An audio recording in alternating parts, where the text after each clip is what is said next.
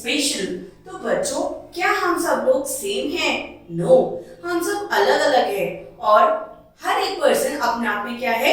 Special है। आज हम यही स्पेशलिटीज के बारे में पढ़ेंगे। Our body is a wonderful machine. It keeps growing. It grows throughout different physical and psychological changes. There are also some changes which we cannot see. For example, you cannot observe your body growth. तो बच्चों, हम सभी क्या हैं? God की बनाई हुई एक वंडरफुल मशीन है। हमारे अलग अलग बॉडी पार्ट्स हमें काम करने में हेल्प करते हैं। और बच्चों, हमारी बॉडी कॉन्टिन्यूसली चेंज होती है और हम ग्रो करते हैं। बच्चों, हम हमेशा क्या करते रहते हैं? ग्रो होते रहते हैं। और हमारी बॉडी में कई बार ऐसे चेंजेस आते हैं जो हम नहीं नोटिस कर पाते हैं। आपने देखा होगा, आपके अधिकतर रिलेटिव्स जो बहुत टाइम तक नहीं मिले आपसे, आते हैं और क्या कहते हैं? अरे, आप तो बहुत बड़े हो गए हो, हमने तो जब आपको पिछली बार देखा था तो आप छोटे से थे। तो बच्चों, ये क्या है? ये हमारी बॉडी के चेंजेस हैं। हम रोज खुद को मिरर में देखते हैं लेकिन हमें कोई भी चेंजेस नहीं मिलते, लेकिन हमारी बॉडी कॉन्टिन्यूसली चेंज होती है। ये कुछ ऐसे चेंजेस हैं जो हम ऑब्जर्व नहीं कर पाते हैं। जैसे बच्चों, हमारी बॉडी की ग्रोथ, हम डे बाय डे लॉन्ग होते चले जाते हैं, हमारी बॉडी टॉल होती है, लेकिन क्या हमें पता चलता है? ऐसा आपने देखा है कभी कि हम ओवरनाइट सोए हों और सुबह उठ के अचानक से हम बहुत ज्यादा टॉल हो गए हों? नो, ये बहुत ग्रेजुअल प्रोसेस होता है और बहुत धीरे धीरे होता है। चलिए आगे देखते हैं। Growing up. बच्चों, अब हम जानेंगे कि हमारी बॉडी में जब हम ग्रो होते हैं किस तरीके के चेंजेस आते हैं। Our body is always growing. It happens throughout the life. Each day, our body cells grow, divide, and multiply. Our muscles and bones grow. तो बच्चों, जैसा मैंने आपको बताया, हमारी बॉडी हमेशा क्या होती रहती है? हमारी बॉडी हमेशा ग्रो होती रहती है throughout our life. और हाँ, ये इस ग्रोथ में हमारी मदद कौन करते हैं? हमारे सेल्स। तो बच्चों, सेल क्या होता है? ये है हमारी बेसिक यूनिट ऑफ लाइफ। जैसे एक वॉल बच्चों किससे बनती है? एक ब्रिक से, और कई सारी ब्रिक्स मिलती चली जाती हैं और एक लॉन्ग वॉल बनाती हैं। इसी तरह ये हमारा एक बेसिक स्ट्रक्चर होता है जिसे हम कहते हैं सेल। हमारे सेल्स रिपीटेडली डिवाइड होते हैं, मल्टीप्लाई होते हैं, जिससे एक टाइनी ऑर्गेनिज्म एक बहुत बड़ा लिविंग ऑर्गेनिज्म बन जाता है। We feel ourselves bigger and taller. We grow bigger and taller. तो बच्चों, हमारे बोन्स और मसल्स कॉन्टिन्यूसली ग्रो होते हैं, जिसकी वजह से हम कैसा फील करते हैं? बिगर और taller. We feel ourselves bigger and taller when the clothes and shoes we wear become small for us. We should mark our height on every 6 months. तो बच्चों, हमें कैसे पता चलता है कि हम ग्रो हो रहे हैं और हम टॉल होते जा रहे हैं? क्या हमें अपने आज से 5 इयर्स पहले के कपड़े फिट आते हैं? नो, क्योंकि हमारी बॉडी क्या हो गई है? अब हमारी बॉडी और ग्रो हो गई है। आप अपनी मम्मा से कहिए कि आपकी मम्मा आपको जब आप छोटे बेबी थे उनके कुछ क्लोथ्स दें, और आप पहन के देखिए कि आपको वो क्लोथ्स अभी भी आते हैं? हमें वो क्लोथ्स नहीं आएंगे। और इसी तरह अगर हम अपने पुराने शूज पहन के देखते हैं तो वो हमें फिट नहीं होते हैं। और इसका क्या रीजन है बच्चों? क्योंकि हम कंटिन्यूअसली ग्रो हो रहे हैं। हमें क्या करना चाहिए? हमारी हाइट को एक जगह मार्क कर लेना चाहिए और फिर हमें 6 मंथ्स बाद देखना चाहिए कि हमारी हाइट में कितनी ग्रोथ हुई है। A human being grows till the age of 19 or 20 years. बच्चों, हम लोग अपनी जो फुल हाइट होती है वो कब तक अचीव कर लेते हैं? 19 to 20 इयर्स। इसके बाद हमारे सेल्स रिपीटेडली डिवाइड होते हैं, मल्टीप्लाई होते हैं और हमारी बॉडी में डिफरेंट चेंजेस आते हैं, लेकिन हमारी हाइट एक लिमिटेड टाइम तक ही ग्रो होती है। Taller and shorter. तो बच्चों, क्या हम सभी एक ही सेम हाइट के लोग होते हैं ऑल ओवर द वर्ल्ड? ऐसा पॉसिबल नहीं है। क्या आपके घर में सभी लोग एक सेम साइज के हैं? नहीं, कोई थिन है तो कोई थिक है, और कोई कैसा है बच्चों? शॉर्ट है तो कोई टॉल है। अधिकतर हमारे पेरेंट्स में हमारे फादर कैसे होते हैं? टॉल, और हमारी मदर कैसी होती हैं? शॉर्ट। चलिए अब जानते हैं taller and shorter. As we grow older, we become tall. Some people attain the height of 6 feet, while some others do not even cross the height of 5 feet. तो बच्चों जैसे जैसे हम बड़े होते हैं, हम ग्रो होते हैं, उसी के साथ साथ हम टॉल होना शुरू हो जाते हैं। कुछ लोग तो 6 फीट तक की हाइट को अचीव कर लेते हैं। 6 फीट बच्चों बहुत टॉल हाइट होती है। यहाँ देखिए ये बॉय कितना लॉन्ग है, तो ये कितना टॉल है और इसकी हाइट हम सपोज क्या कह रहे हैं, इसकी हाइट है 6 फीट। लेकिन क्या सभी लोग 6 फीट तक की हाइट तक पहुंच पाते हैं? नो, कुछ लोग तो 5 फीट तक की हाइट भी अचीव नहीं कर पाते हैं। तो जो टॉल होते हैं उन्हें हम कहते हैं टॉलर, और जो शॉर्ट होते हैं उन्हें हम कहते हैं शॉर्टर। अब बच्चों ये क्यों होता है? This is all because of the genetic और chromosome arrangement in each person is different from the others. तो बच्चों ये हमारे सभी ट्रेड्स कि हम लॉन्ग हैं, हम टॉल हैं, या हम शॉर्ट हैं, या हम फैटी हैं, या हम थिन हैं, ये किस पे डिपेंड करता है? ये डिपेंड करता है हमारे जेनेटिक मटेरियल पर। हम अधिकतर देखते हैं कि जिसकी फैमिली में सभी लोग हेल्दी होते हैं तो उनकी फैमिली के बच्चे भी कैसे होते हैं? हेल्दी होते हैं।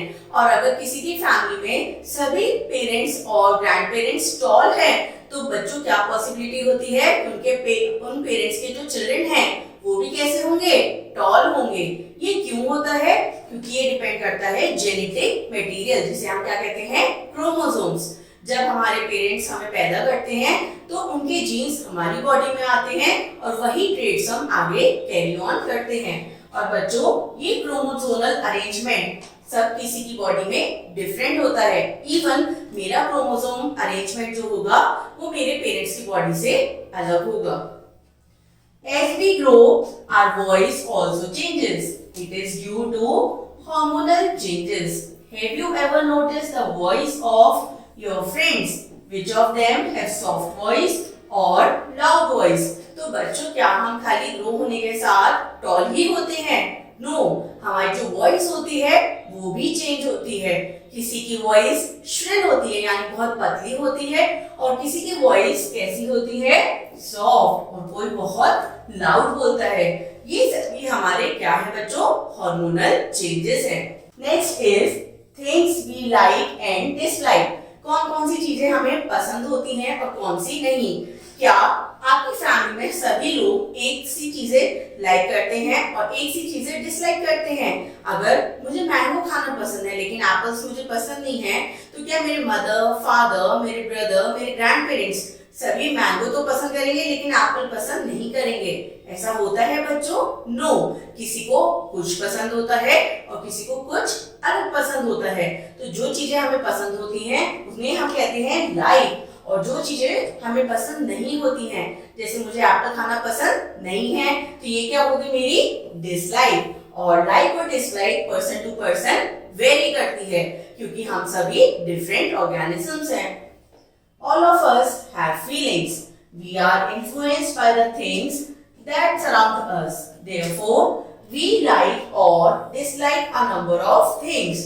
तो बच्चों हम सभी लोग चीजों से जो हमारे आसपास है हम उनसे इन्फ्लुएंस होते हैं, और वहीं से बनती है हमारी लाइक्स और डिसलाइक्स। चलिए अब आप अपना ये कॉलम फिल कीजिए। यहाँ पे आपको अपनी लाइक्स लिखनी है और यहाँ आपको अपने डिसलाइक्स लिखनी है, यानी जो चीजें आपको करनी नहीं पसंद।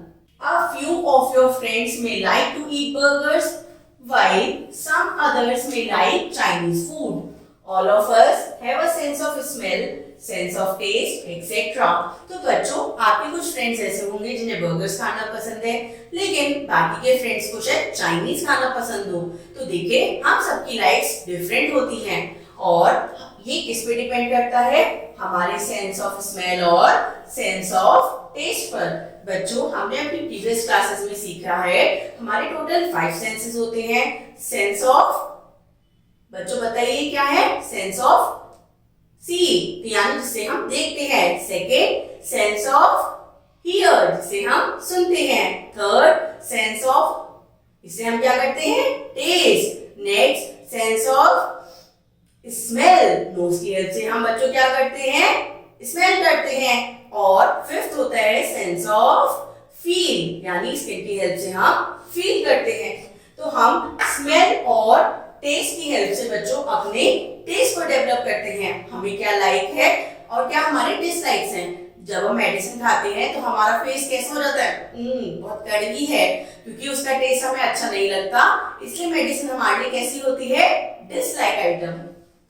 Some people like the smell of onion, garlic, fish, meat and egg. They love to eat these foods. Others may not like their smell and do not eat them. तो बच्चों हमारे सेंस ऑफ स्मेल और sense of test हमारे likes और dislikes को बनाने में हमारी बहुत हेल्प करते हैं। कुछ लोगों को onion, garlic, fish, meat, chicken इनकी स्मेल बहुत अच्छी लगती है और इसकी वजह से उन्हें ये सब चीजें खाना भी अच्छा लगता है। वहीं दूसरी तरफ कुछ लोगों को इनकी स्मेल बिल्कुल भी पसंद नहीं आती है, जिसकी वजह से वो लोग इसे खाना भी प्रेफर नहीं करते हैं। Our likes or dislikes change and evolve with time. About 30 years ago, no one in North India ate Chinese or Italian food as much as they do now. तो बच्चों हमारे जो लाइक्स और डिसलाइक्स हैं ये टाइम टू टाइम चेंज होते हैं और इवॉल्व होते हैं। अगर हम आज से 30 इयर्स पहले की बात करें तो नॉर्थ इंडिया क्या है बच्चों, हमारा जैसे उत्तर प्रदेश, पंजाब, ये सब हमारे नॉर्थ इंडिया के पार्ट्स हैं। यहाँ पर किसी को चाइनीज फूड के बारे में इतना पता ही नहीं था जितना आज हम सभी को Chinese food, Italian food, pizza इन सब के बारे में पता है और हमें खाना भी इतना ज्यादा अच्छा लगता है। तो ये देखिए हमारे जो लाइक्स और डिसलाइक्स हैं ये चेंज होते हैं with the time. Using our senses. अब बच्चों हम क्या पढ़ेंगे कि हम अपने सेंसेस को कैसे यूज करते हैं। There are 5 sense organs in our body. तो बच्चों हमारी बॉडी में अभी हमने पढ़ा कितने सेंस ऑर्गन्स हैं, 5। आईज, नोज, ईयर्स, टंग और 5th है हमारी स्किन, जो हमारी पूरी बॉडी को कवर करती है। Eyes, ears, nose, tongue and skin. और ये सभी हमारे जो सेंस ऑर्गन्स हैं ये स्पेशल फंक्शन परफॉर्म करते हैं। Eyes help us to see, ear help us to hear, nose help us to smell, tongue help us to taste और skin help us to feel. तो बच्चों ये सभी सेंस ऑर्गन्स हमें डिफरेंट तरीके से हमारे वर्ड से हमें इंट्रोड्यूस होने में हेल्प करते हैं। फीलिंग टू रीड मतलब पढ़ने की इच्छा। Visually impaired or blind people see with their fingers. They touch our face to read our features and look alike. तो बच्चों जो लोग विजुअली इम्पेयर्ड होते हैं यानी ब्लाइंड पीपल होते हैं, जिनके पास क्या नहीं है, आईसाइट, ये लोग बच्चों देख नहीं सकते हैं, जिसकी वजह से ये लोग कैसे कम्युनिकेट करते हैं और कैसे समझते हैं, ये हमारे फेस को टच करके हमारे इमोशंस को समझने की कोशिश करते हैं। और बच्चों ध्यान रखिए जब भी हमारे पास एक सेंस ऑर्गन मिसिंग होता है या हमारे पास एक सेंस कम होती है, जैसे विजुअली इंपेयर्ड लोगों के पास देखने की शक्ति नहीं है, तो इनके बाकी सेंस ऑर्गन्स बहुत अच्छी तरह काम करते हैं। इनकी सेंस ऑफ स्मेल और सेंस ऑफ फील ये ज्यादा स्ट्रांग होती है एज कंपेयर टू अस। तो बच्चों ये लोग कैसे करते हैं रीड, या तो ये अपने फिंगर्स की हेल्प से रीड करते हैं, अपने आसपास की चीजों को पहचानते हैं, या फिर ये लोगों के फेस को टच करके उनके एक्सप्रेशंस को समझते हैं। Blind people read text using a special system of lettering called Braille system. तो जो ब्लाइंड पीपल होते हैं बच्चों वो कैसे पढ़ते हैं, उनके लिए ये एक स्पेशल सिस्टम ऑफ लेटरिंग होता है, जिसमें क्या होता है बच्चों, रेस्ड डॉट्स होती है। ये डॉट्स जो हैं ये पेपर से थोड़ी ऊपर होती हैं, उभरी हुई होती हैं, और ये उस पे अपनी फिंगर्स को टच करके पढ़ना सीखते हैं और इन लेटर्स को समझते हैं। इस पर्टिकुलर सिस्टम को कहते हैं हम ब्रेल सिस्टम, क्योंकि इसे डेवलप किया था लुइस ब्रेल ने, जो खुद एक ब्लाइंड पर्सन थे। It is a system of 6 raised dots arranged in many different combinations to represent different letters of the alphabet, punctuation, marks and even musical notes. तो बच्चों ये जो हमारा ब्रेल सिस्टम है इसमें कितनी डॉट्स यूज होती हैं, 6 डॉट्स, और ये डॉट्स कैसी होती हैं, रेस्ड होती हैं, यानी अपने सरफेस से थोड़ी उठी हुई होती हैं। ये अलग अलग कॉम्बिनेशंस बनाए जाते हैं इससे, जिससे सभी लेटर्स ऑफ द अल्फाबेट पढ़े जाते हैं, पंक्चुएशन मार्क्स और इवन म्यूजिकल नोट्स को भी इन रेस डॉट्स की हेल्प से पढ़ाया जाता है। Helen Keller was a great writer and scholar who became deaf, dumb and blind at only 19 months of age, but she learned to read words. बच्चों, ये है हेलन केलर, और Helen Keller एक बहुत ही फेमस राइटर रही हैं। बच्चों, ये एक स्कॉलर भी थी जिन्होंने पढ़ना लिखना कैसे सीखा, with the help of the Braille system. ये खाली जब 19 मंथ्स की थी बच्चों, तो ये ब्लाइंड हो गई थी। ये कितने मंथ्स की थी बच्चों? She was only 19 months, around 2 years की जब ये थी तो ये ब्लाइंड हो गई थी। और ब्लाइंड होने के साथ साथ यानी ना तो ये देख सकती थी, ये डेफ भी थी, यानी ये कुछ सुन नहीं सकती थी, और डम यानी ये कुछ भी बोल नहीं सकती थी, जैसे आप और मैं बोल सकते हैं। तो हेलन केलर एक स्पेशली एबल्ड गर्ल थी जिन्हें ये सारी परेशानियां थी। उसके बावजूद बच्चों इन्होंने रीड और राइट करना सीखा। Someone who cannot see visually have a strong sense of smell or touch. They are called as differently abled. तो बच्चों, जिन लोगों के पास कोई पर्टिकुलर सेंस नहीं होता है, यानी जो लोग देख नहीं पाते हैं, तो उनके पास स्मेलिंग और टच की जो सेंस होती है ये बहुत ज्यादा होती है, और ऐसे लोगों को हम कहते हैं डिफरेंटली एबल्ड। चलिए अब पढ़ते हैं overcoming physical challenges. All of us may not be fit at all. Some of us may be physically challenged or disabled. These people face a lot of problems while walking, climbing stairs, holding something, etc. तो बच्चों, क्या हम सभी हर समय fit होते हैं? नहीं, हम लोग बीमार होते हैं, लेकिन कुछ लोग ऐसे होते हैं जिनके पास एक फिजिकली डिसेबल्ड प्रॉब्लम होती है, और ये प्रॉब्लम उनके लिए कैसी हो जाती है बच्चों? चैलेंजिंग हो जाती है। इसकी वजह से ये लोग ना तो सही से वॉक कर पाते हैं, स्टेयर्स को क्लाइंब कर पाते हैं, ना ही चीजों को होल्ड कर पाते हैं। आप देखिए कि अगर एक कोई फिजिकली डिसेबल्ड पर्सन है, जैसे वो अपनी जगह से नहीं उठ सकता है, तो मैं उससे कहूँ कि आप इस प्लेस से इस प्लेस तक चल के जाइए, क्या वो चल सकता है? नो, क्योंकि वो खुद ऑलरेडी व्हील चेयर पे है। ऐसे लोगों को स्टेयर्स चढ़ने में भी प्रॉब्लम होती है, और ना ही वो सामान को ज्यादा होल्ड कर पाते हैं। We should respect their feelings and emotions. Their physical weakness may be due to some nutritional deficiency or genetic disorder. तो बच्चों, क्या हमें ऐसे लोगों का मजाक उड़ाना चाहिए? Never. हमें ऐसा कभी नहीं करना चाहिए। हमें उनकी फीलिंग्स की और इमोशंस की हमेशा रिस्पेक्ट करनी चाहिए, क्योंकि वो लोग जान के ऐसा नहीं करते हैं। हम लोग कई बार उन्हें मजाक में उल्टी सीधी चीजें बोल देते हैं, जैसे जो लोग सही से नहीं चल पाते हैं हम उन्हें लंगड़ा लंगड़ा करके चिढ़ाते हैं, लेकिन क्या ये हमारी अच्छी बात है? नो, हमें ऐसा नहीं करना चाहिए। और ये फिजिकल वीकनेस उनकी क्यों होती है? ये हो सकता है कि उनके अंदर कोई न्यूट्रिशनल डेफिशिएंसी हो, किसी पर्टिकुलर न्यूट्रिशन की कमी की वजह से, या उनके जेनेटिक डिसऑर्डर की वजह से उनके अंदर ये प्रॉब्लम आई हो। But they equally deserve the respect that we do.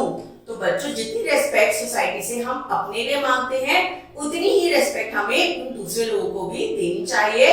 We should never mock on them. हमें उनका कभी भी मजाक नहीं उड़ाना चाहिए। To help the differently abled and physically challenged, the government has provided certain facilities. तो बच्चों, गवर्नमेंट ने इन सभी फिजिकली चैलेंज लोगों के लिए कुछ फैसिलिटीज प्रोवाइड करी हैं, और वो कौन सी हैं? Many colleges and universities across the country provide special computers with speakers for visually challenged students.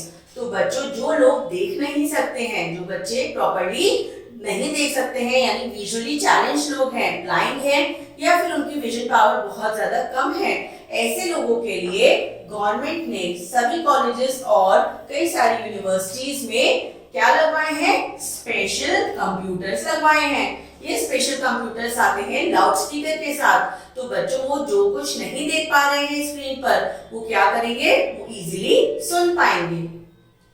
News for the people who can not here the telecast by the national channel. तो बच्चों जो लोग सुन नहीं सकते हैं तो वो कैसे सारी न्यूज को देखते हैं? आपने देखा होगा न्यूज चैनल पर एक और पर्सन होता है एंकर के साथ जो अलग अलग हैंड जेस्चर्स यूज करता है और इस तरीके से वो क्या करता है, अपनी न्यूज को कम्युनिकेट करता है टू द डम्ब पीपल, जो लोग सुन नहीं सकते हैं। वो लोग इन सभी इंस्ट्रक्शंस को, हैंड जेस्चर्स को समझते हैं और पूरी न्यूज को अपने अंदर समझ पाते हैं। The Delhi Transport Corporation (DTC) has many low-floor buses for easy boarding and alighting. तो बच्चों दिल्ली ट्रांसपोर्ट कॉर्पोरेशन ने कई सारी लो फ्लोर बसेस लॉन्च की हैं जिसकी हेल्प से जो लोग ज्यादा नहीं चढ़ पाते हैं या नहीं चल सकते हैं या उन्हें चढ़ने उतरने में दिक्कत होती है वो इजीली उन ट्रेन्स को बोर्ड कर सकते हैं यानी उसमें चढ़ सकते हैं एंड अलाइटिंग यानी उतर सकते हैं। There are ramps in railway stations, metro stations and shopping malls for the people who use wheelchairs. बच्चों कुछ लोग ऐसे होते हैं जिनका एक्सीडेंटली कई बार पैर कट जाता है या कुछ लोग बाय बर्थ ही कैसे होते हैं, नहीं चल सकते हैं। मे बी कई बच्चे by polio deficiency, polio virus की वजह से उनके पैर खराब हो जाते हैं। ऐसे लोग बच्चों क्या हो जाते हैं, ये डिफरेंटली एबल्ड हो जाते हैं और ये खाली व्हीलचेयर पर ही एक जगह से दूसरी जगह जा पाते हैं। तो बच्चों ऐसे लोगों के लिए हमारी गवर्नमेंट ने क्या किया है, रैंप्स बनवाए हैं। कहाँ पर? रेलवे स्टेशन, मेट्रो स्टेशन और सभी शॉपिंग मॉल्स में, ताकि उन लोगों को हमसे अलग ना महसूस हो और वो भी सोसाइटी का इक्वल पार्ट महसूस कर सके। आई होप आपको ये चैप्टर अच्छे से समझ में आया होगा। Thank you.